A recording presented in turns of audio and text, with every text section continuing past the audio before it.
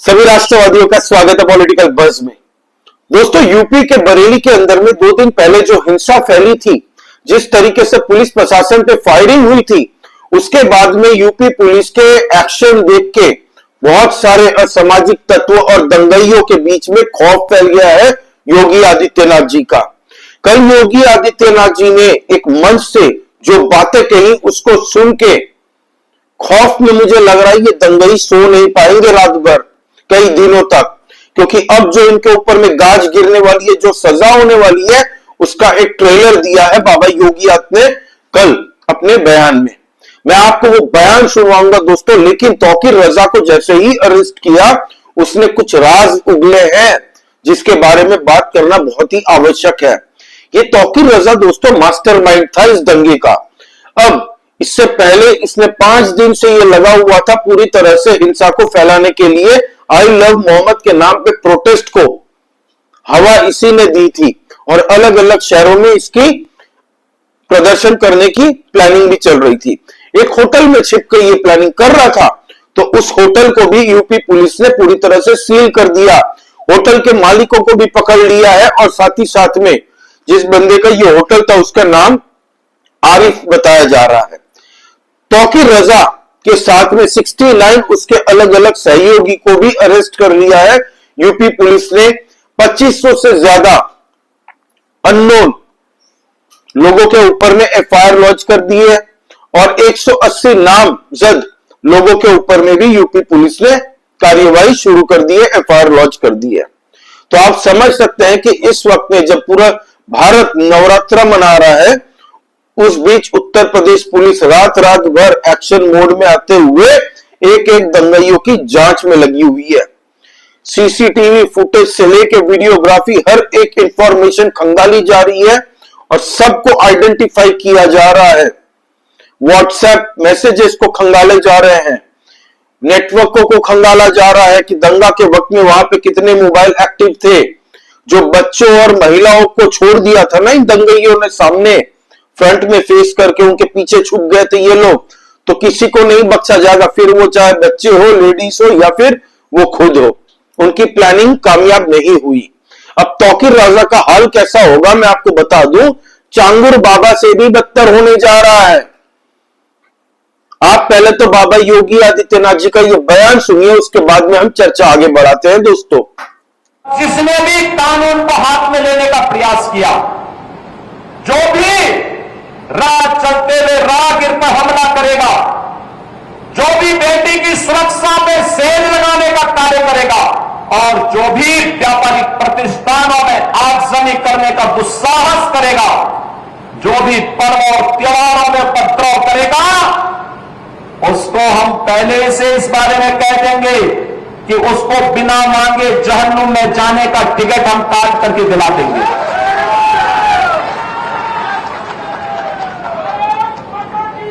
इतना पर्याप्त होगा उसके लिए। यह अराजकता स्वीकार्य नहीं।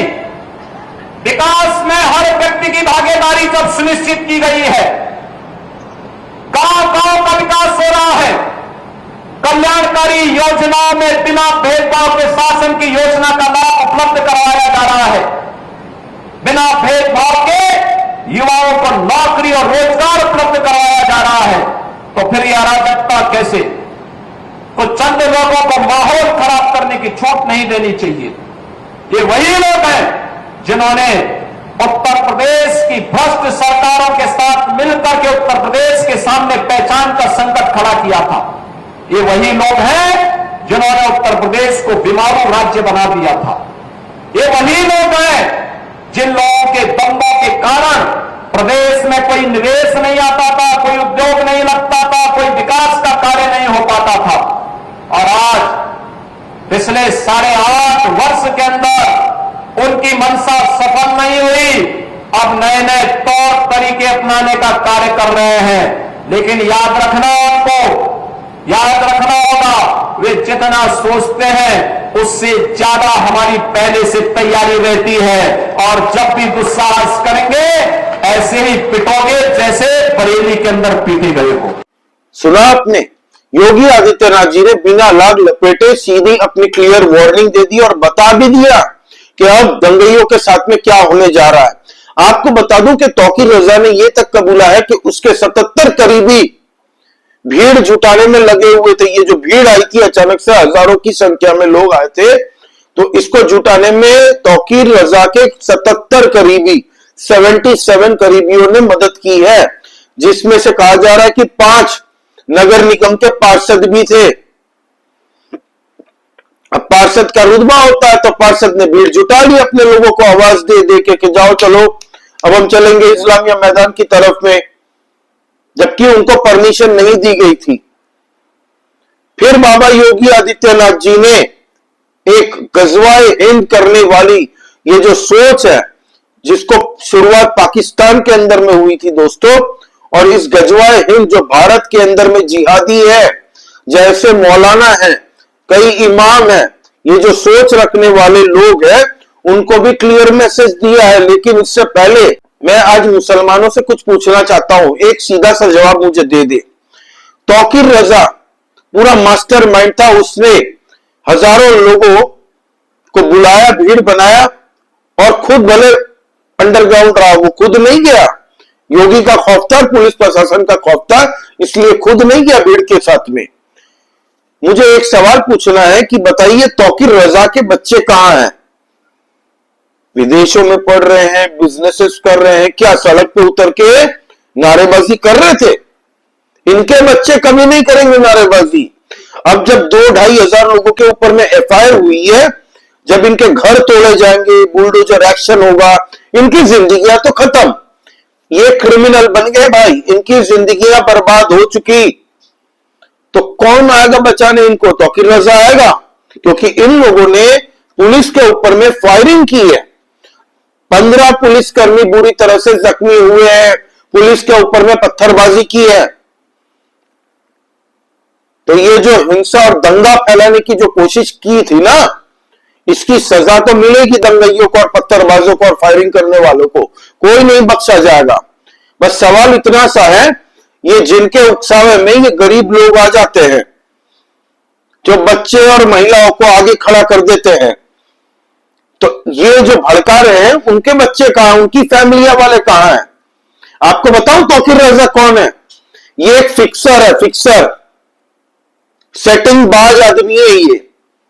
ये पॉलिटिकल पार्टियों के साथ में सेटिंग करता है चुनाव से पहले कि मैं आप लोगों को मुसलमानों का वोट दिलवाऊंगा, आप हमें इतना दे दो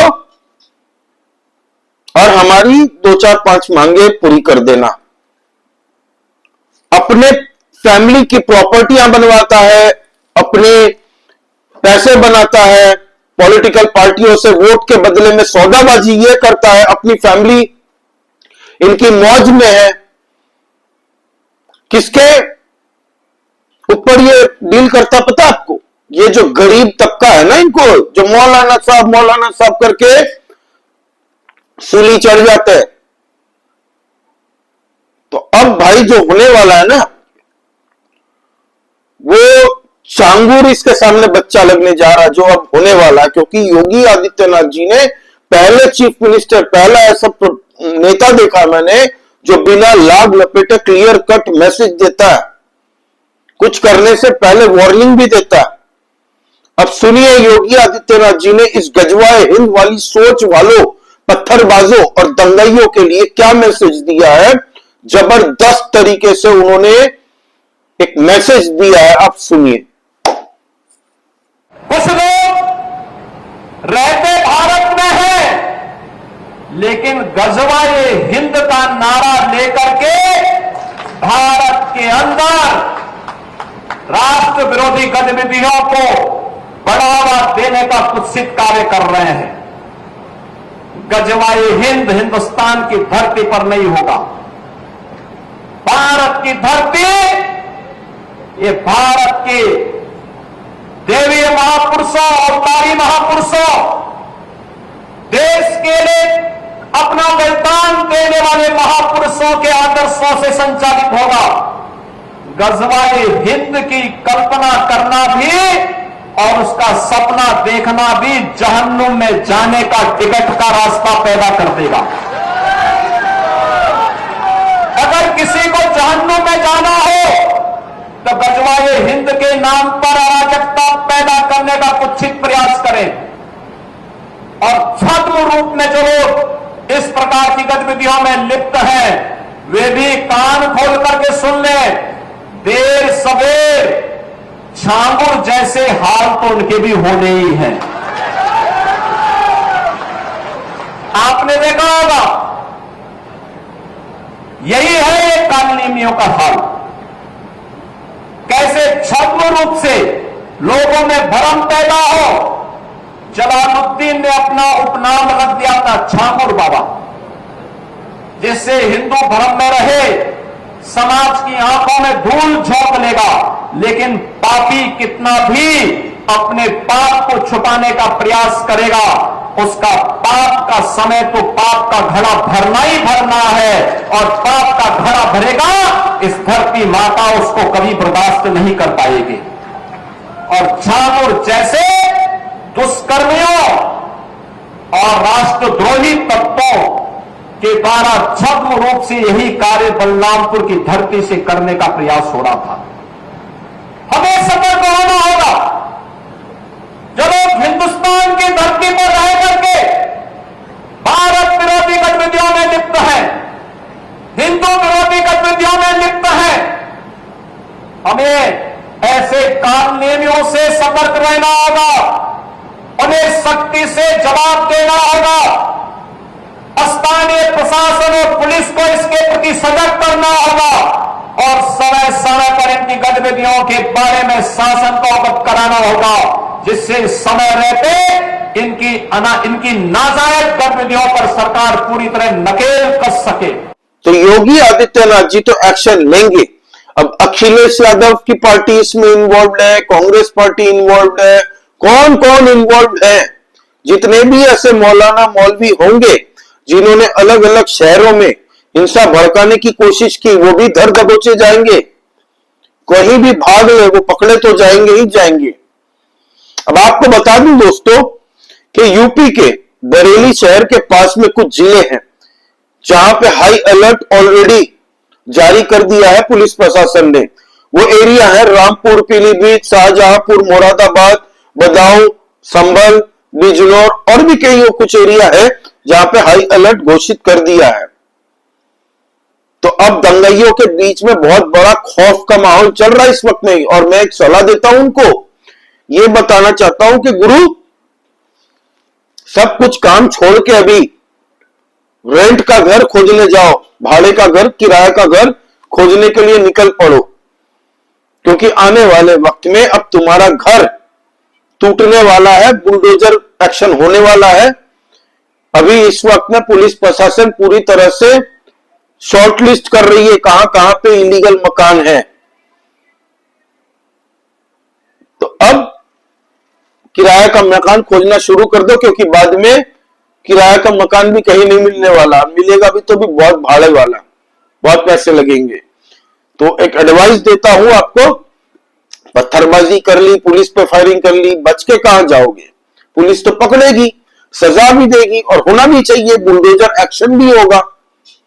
काबिल तारीफ क्रैकडाउन किया उत्तर प्रदेश पुलिस ने। आज उत्तर प्रदेश पुलिस का खौफ क्रिमिनलों के ऊपर में ही हद तक है, दंगइयों के ऊपर में ही हद तक है।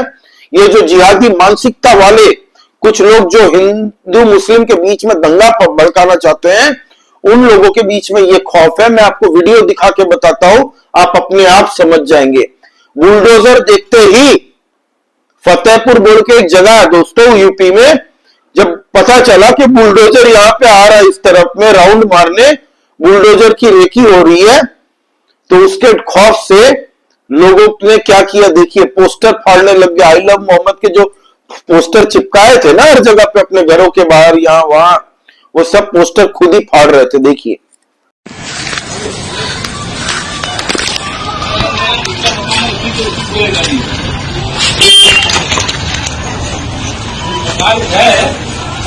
मकान में लगा वो लगाया नहीं होगा।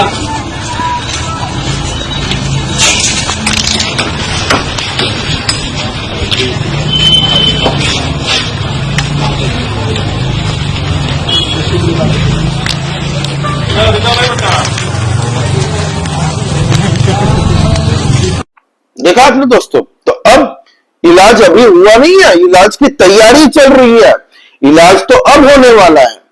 मैं फिर कहता हूं, आई लव मोहम्मद नाम के इस प्रदर्शन से किसी को दिक्कत नहीं है। प्रदर्शन करो, 2 महीना मत खाना खाओ, पानी मत पियो, जो विरोध करना करो, किसी को कोई दिक्कत नहीं है।